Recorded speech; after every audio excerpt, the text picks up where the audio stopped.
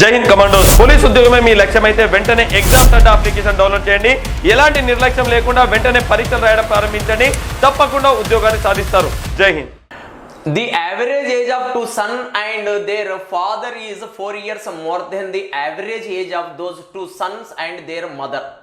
If the average age of those 4 people is 19 years and the average age of those two sons is 6 years, what are the age of the father and mother? ఇద్దరు కుమారులు మరియు వారి తండ్రి యొక్క సగటు వయస్సు ఆ ఇద్దరు కుమారులు మరియు వారి తల్లి యొక్క సగటు వయస్సు కంటే 4 సంవత్సరాలు ఎక్కువ. ఆ నలుగురు వ్యక్తుల యొక్క సగటు వయస్సు 19 సంవత్సరాలు మరియు ఆ ఇద్దరు కుమారుల యొక్క సగటు 6 సంవత్సరాలు అయితే తండ్రి అండ్ తల్లి వయస్సులు ఎంత? మనకి డిఫరెన్స్ ఇచ్చింది. ఏమని ఇచ్చింది? The average age of two son and their father is 4 years more than the average age of those two son and their mother.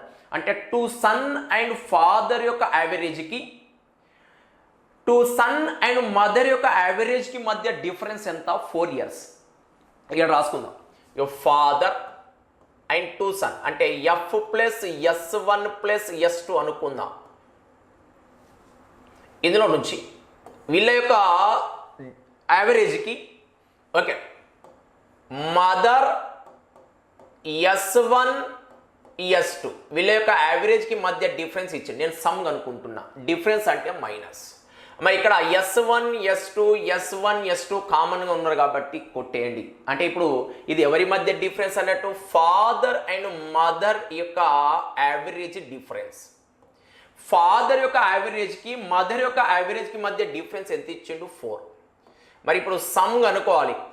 మొత్తం భేదం ఎంతనో కనుక్కోవాలి అంటే దీన్ని నంబర్ ఆఫ్ అబ్జర్వేషన్తో మల్టిప్లై చేయాలి. మన డిఫరెన్స్ యావరేజ్ ఎంత ఇచ్చిందంటే 4. అమ్మ ఇది సగటు, సగటుల మధ్య భేదం.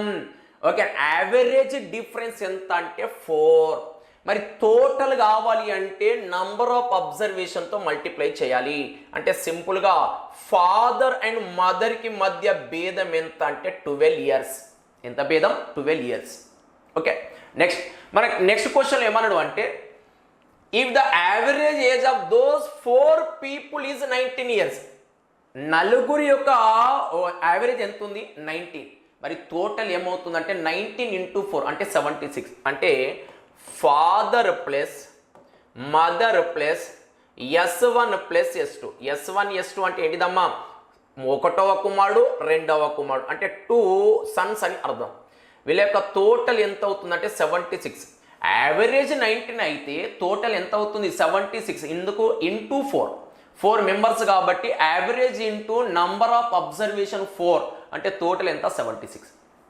అందులో మనకి నెక్స్ట్ కండిషన్ ఏమన్నాడు అంటే 2 సన్ యొక్క యావరేజ్ ఎంత ఇచ్చిండు? 6 years.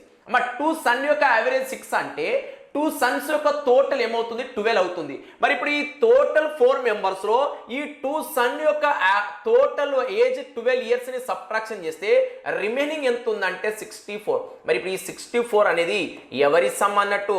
ఎఫ్ అండ్ ఎం అంటే ఫాదర్ అండ్ మదర్ యొక్క టోటల్ ఏజ్ ఎంత? 64. ఇప్పుడు ఒక్కసారి అబ్జర్వ్ చేయండి. ఎఫ్ ప్లస్ ఎం వాల్యూ ఎంత? 64. F minus M is equal ఎంత అంటే 12. అంటే ఇప్పుడు ఇది సమ్ ఆఫ్ 2 numbers, ఇది difference of 2 numbers. Some of 2 numbers, difference of 2 numbers ఉన్నప్పుడు గ్రేటెస్ట్ నంబర్ పెద్ద వాల్యూ కావాలి అంటే ఇది యాడ్ చేసి బై 2 చేయాలి. 64 ప్లస్ 12 4 2 6 అంటే 76/2 అవుతుంది. 76/2 అంటే 38. అంటే ఫాదర్ ఏజ్ ఎంత అంటే 38. నెక్స్ట్ మదర్ అంటే స్మాలెస్ట్ నంబర్ కాబట్టి సబ్ట్రాక్షన్ చేసి బై 2 చేయాలి. 64 మైనస్ 12 4 మైనస్ 2 అంటే 2 6 మైనస్ 1 అంటే 5 అంటే 52/2. 52/2 అంటే 26. అంటే ఫాదర్ యొక్క ఏజ్ 38, మదర్ యొక్క ఏజ్ ఎంత అంటే 26.